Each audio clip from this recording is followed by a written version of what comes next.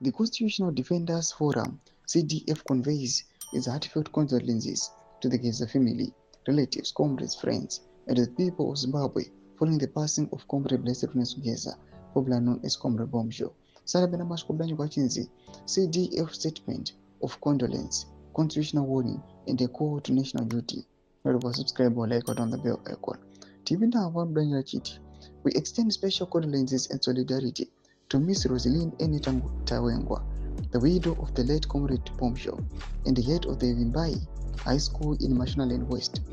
In this moment of grief, we recognize not only a family's loss, but the burden placed on those who must mourn while remaining visible, are scrutinized and exposed.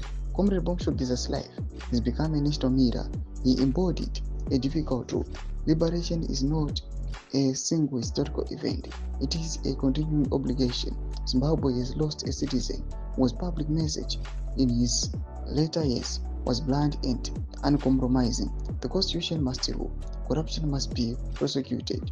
Brutality must end, and public office must be accountable. CDF exists for one central mission: to defend the Constitution as the people's covenant, and to resist its erosion through executive impunity, unlawful conduct, and political manipulation. Our duty, therefore, is to mark this passing not with sentiment alone, but with clarity. Full transparency and public anticipation is in any constitutional process. Constitutional amendments cannot be smuggled through cabinet, gazetted into inevitability, or rushed through parliament. If anyone claims to amend the supreme law for the people, then the people must be able to see it, interrogate it, and reject it. An immediate end to the weaponization of the law against citizens, arrests, intimidation, surveillance, and the obstruction of peaceful assembly are not governance. They are fear addressed as authority.